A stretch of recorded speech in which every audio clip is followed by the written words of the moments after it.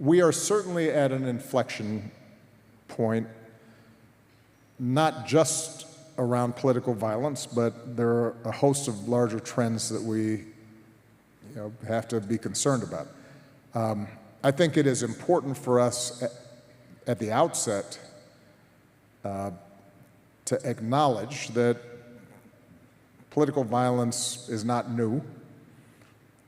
It has happened at certain periods in our history. But it is something that it is anathema to what it means to be a democratic country. And regardless of where you are on the political spectrum, what happened to Charlie Kirk was horrific and a tragedy.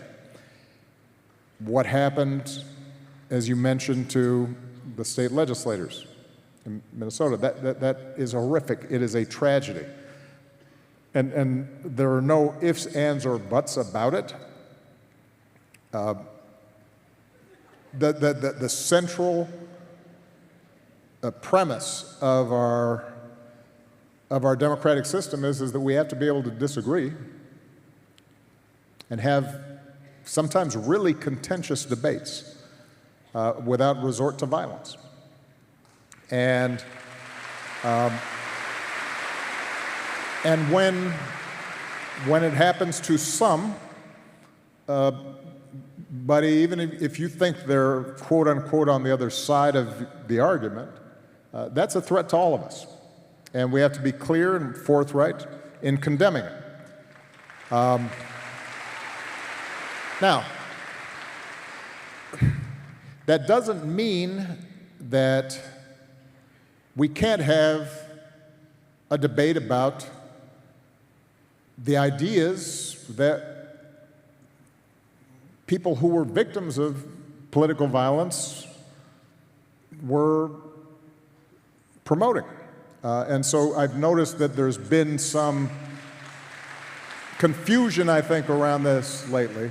And frankly, coming from the White House and some of the other positions of authority that suggest,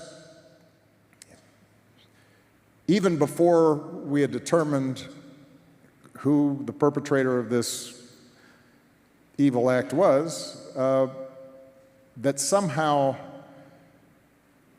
we're going to identify an enemy. We're going to suggest that somehow that enemy was at fault, and we are then going to use that as a rationale for trying to silence discussion around who we are as a country and what direction we should go. And that's a mistake as well.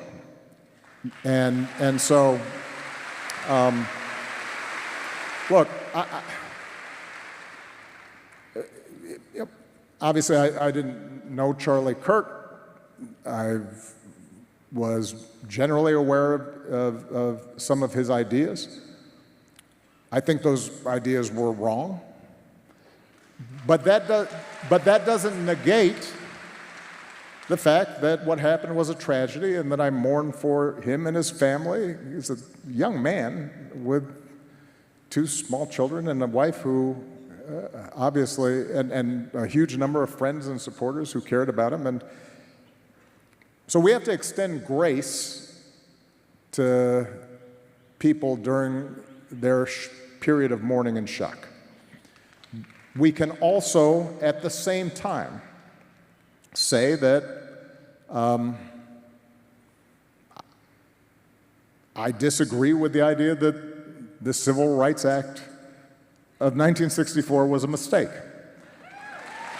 That's not me politicizing the issue. It's making an observation about who are we as a country. I can say that I disagree with the suggestion that my wife or Justice Jackson does not have adequate brain processing power. I can say that I disagree that Martin Luther King was awful. I can disagree with some of the broader suggestions of that liberals and Democrats are promoting a conspiracy to displace whites and replace them by ushering in illegal immigrants. Those are all topics that we have to be able to discuss honestly and forthrightly, while we still insist that in that process of debate, we respect other people's right to say things that we profoundly disagree with. That's how we should approach this. Now, the last point I'll make on this, or building on a point I made earlier,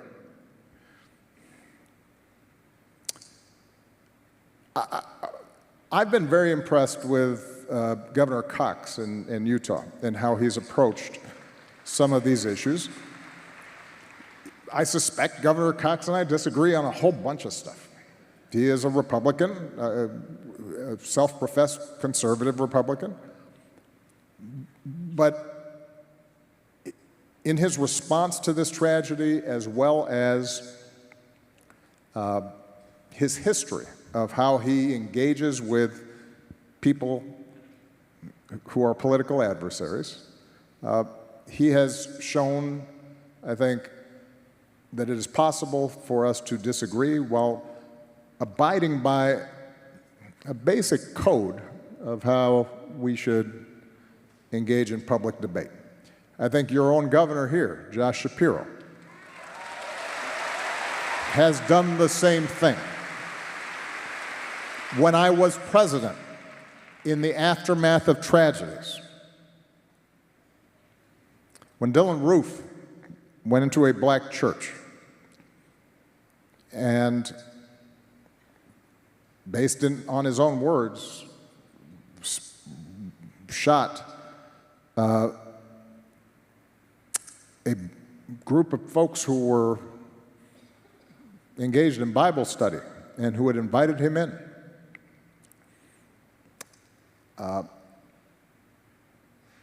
And according to him, it was for racist reasons.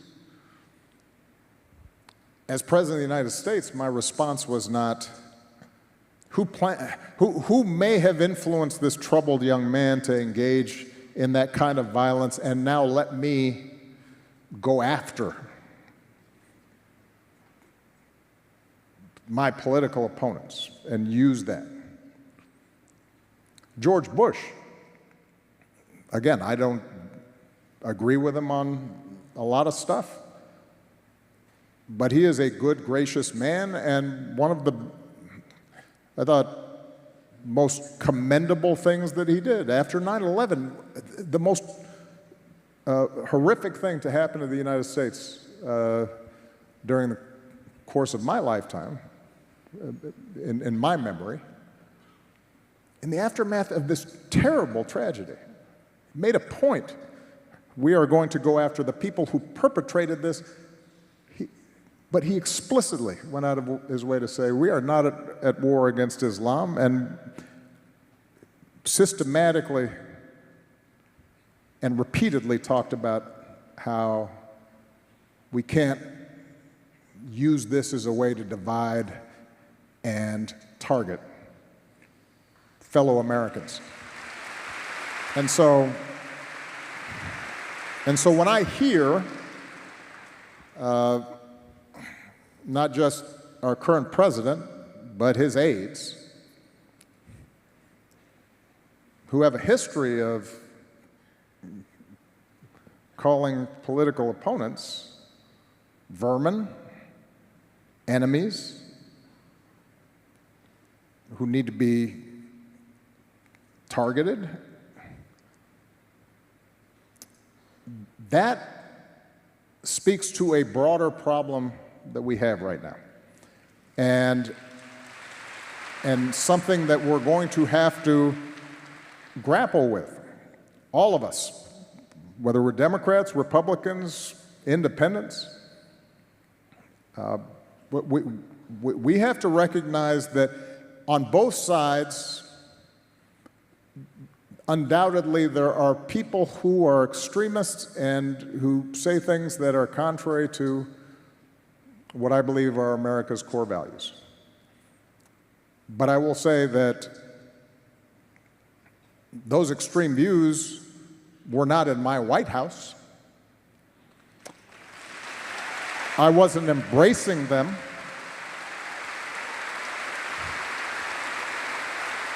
I wasn't empowering them. I wasn't putting the weight of the United States government behind extremist views. And that is when we have the weight of the United States government behind